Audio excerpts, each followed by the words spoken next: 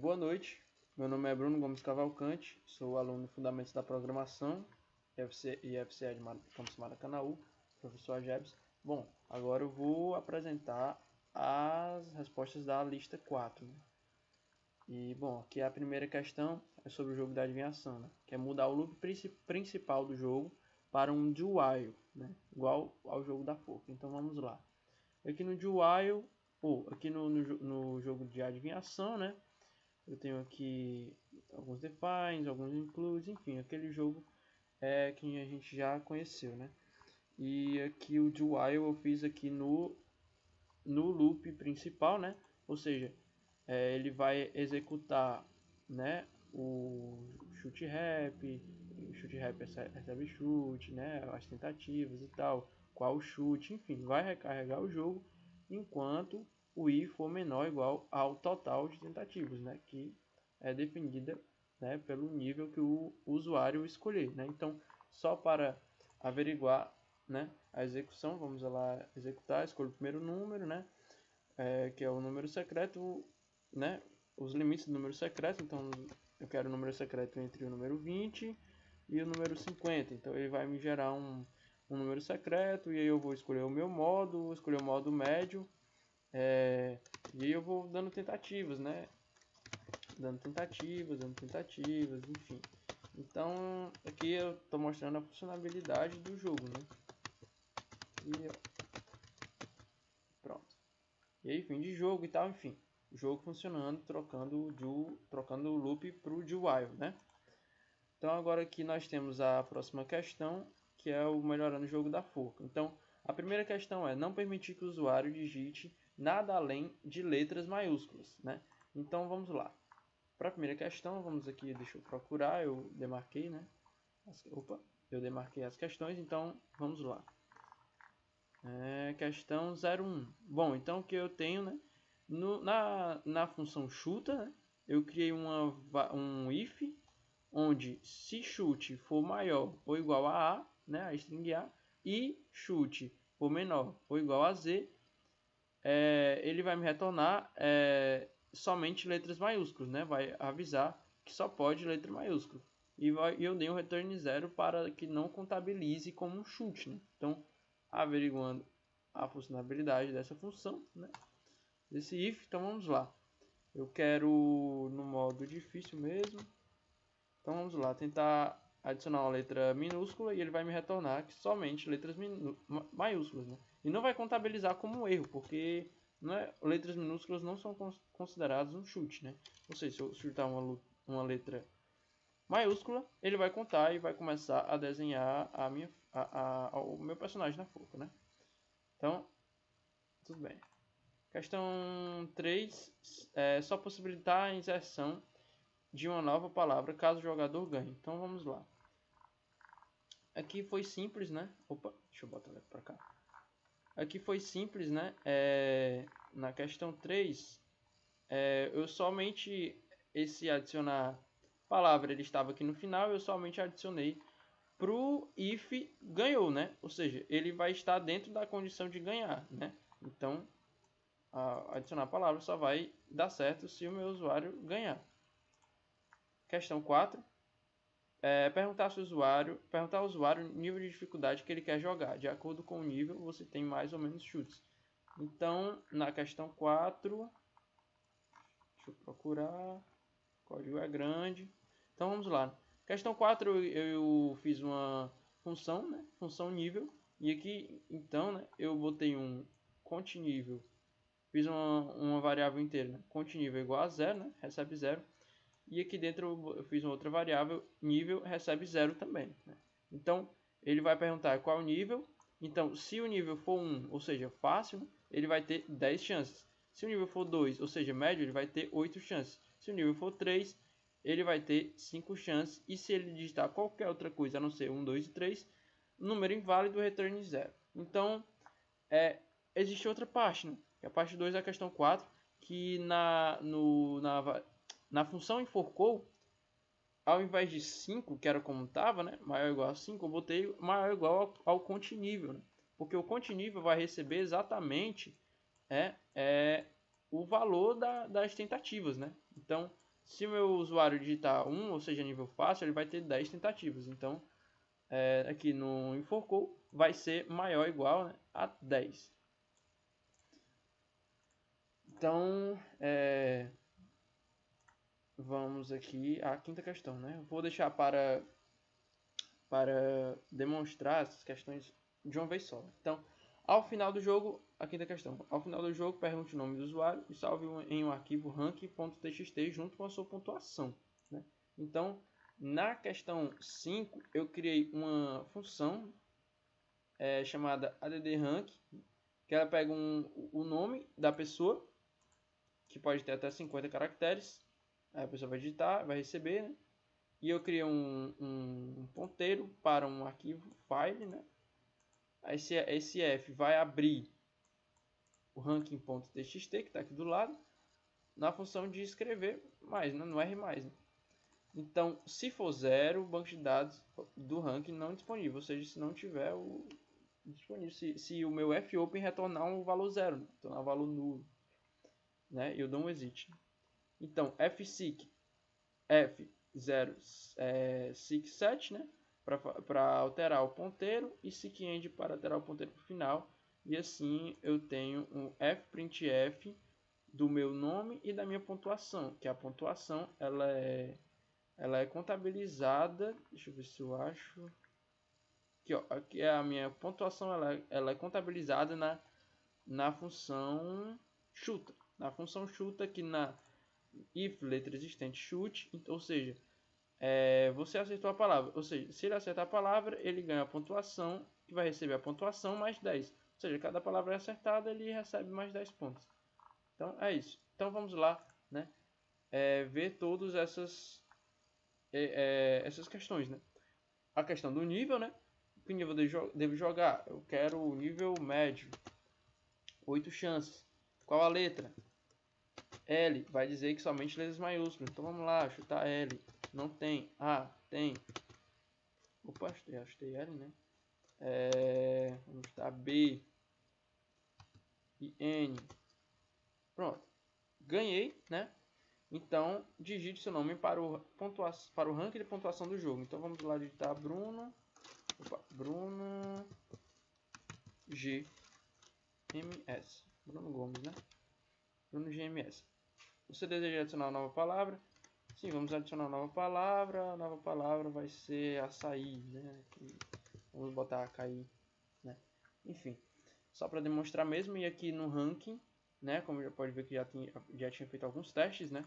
Então, aqui no ranking ele está descrevendo Bruno GMS 30 pontos. Então, é isso. Todas as questões feitas, né? Bom, agora os outros desafios.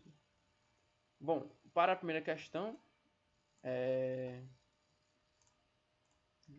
escreva uma função que receba dois inteiros a e b. Calcule a potência a elevado a b, ou seja, a elevado a b. Né?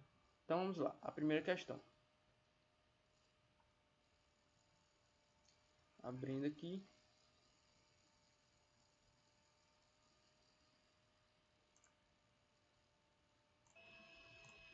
Bom, então, né? Aqui indo para a primeira questão, ela diz sobre calcular a potência, né? Então vamos lá. Fiz dois includes. No int main, nós temos que eu criei duas variáveis inteiras, o x e o y. Ela vai ler essas duas variáveis e o resultado eu usei a função poll, né? Que ela simplesmente vai carregar o primeiro número, que vai ser o número base, e o segundo número ela vai ler como um número que vai ser a potência. Então, quando eu digitar x, y vai ser xy, y vai ser a potência de x. Então vamos lá averiguar.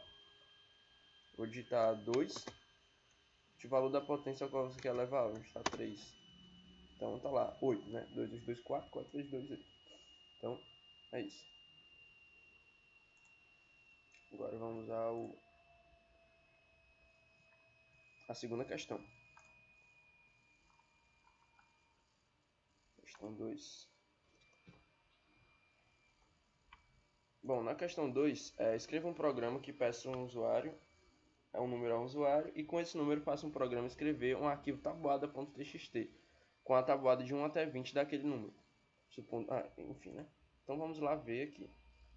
Bom, tem um include, né? Só do stdio.h. No meu main eu tenho duas variáveis, num e tab. Ele vai, a pessoa vai digitar um número, ele vai ler o número. Eu abri o file, né? Ponteiro F, o F vai apontar para fopen, o arquivo tabuada.txt, que no caso aqui não tem, mas ele vai ser criado, né? Na função de escrever. E criei um for, que vai ter 10, né, de contagem. E esse for é que vai fazer a minha tabuada, né?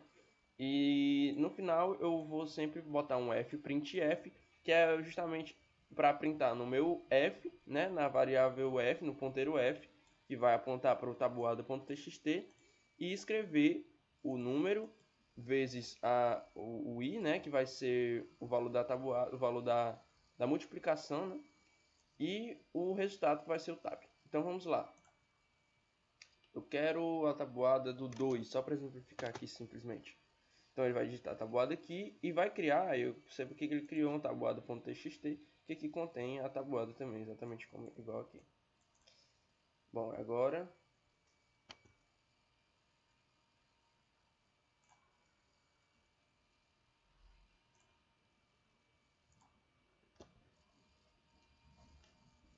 terceira questão.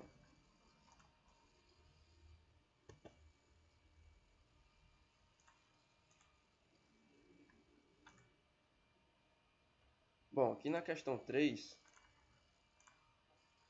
dados n e uma sequência de n números inteiros determinar a soma dos números pares. Bom, então eu criei três variáveis, ele vai perguntar um número, vai ler um número na sequência de números inteiros, e de acordo com essa sequência vai ser o tamanho do meu for. Por exemplo, se ele digitou 5, meu for vai ser número 5, né? Vai ir até 5, né? Vai contar 5 vezes. E ele vai sempre printar o tipo de primeiro número, segundo número, de acordo com o i. Vai escanear um número. E aqui, se o número divisível por 2 for 0, ou seja, se o número for par, ele vai incrementar esse valor à variável soma, né? E ele vai fazendo esse incremento n vezes, né? E no final ele vai printar o valor dessa soma. Então vamos lá ver. Este valor de número de sequência, vamos supor 3. Então eu vou digitar 3 números, 5, 6 e 2. E aí eu tenho que a soma dos números positivos é 8, né? Porque esse número só vai somar números positivos. Então, é isso. Então, quarta questão. Escreva uma função que nos diz se o número é primo ou não. Vamos lá. Questão 2.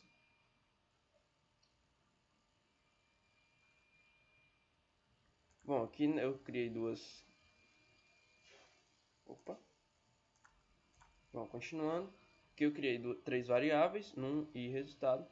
Vai escanear um número, vai criar um for, que vai ser menor ou igual ao número dividido por 2, né? A metade de num. E nesse for vai ter, se o num %i for dividido por 0, ele vai incrementar 1 no resultado e vai dar um break, né? Então, depois ele cria um if para o resultado. Se o resultado for igual a 0, é um número primo, né? E se não, ele vai dizer que não é um número primo. Então, vamos lá. Digitar um número 10. Opa, tem número 1. Número 10 não é um número primo. Número 17 é um número primo. Então tá lá. Agora vamos à questão 5. Bom, aqui na questão 5, escreva um programa que recebe dois números e calcula a soma dos números que são primos no intervalo. Então vamos lá. Três variáveis para iniciar, né? Ele vai digitar dois números e criei um int j, uma variável i e j, divisor e o auxiliar. Vai criar um for, que o i vai ser igual ao número inicial, e vai até o i, vai até ser menor do que o número final, incrementando 1 no i sempre. Cria um variável divisor, E eu criei um for com j, né, aqui. E se o i dividido por j for 0, ele vai incrementar 1 no divisor. Se divisor for igual a 2, auxiliar vai receber auxiliar mais i, né? Ou seja, o auxiliar vai ter um incremento do i. E aí depois ele vai printar a soma dos primos, que vai ser justamente o auxiliar. Então vamos lá entender na prática esse programa. Digite um número inicial, vou digitar 10. Não, vou digitar, para exemplificar mais facilmente, eu vou digitar 4. Número final 8.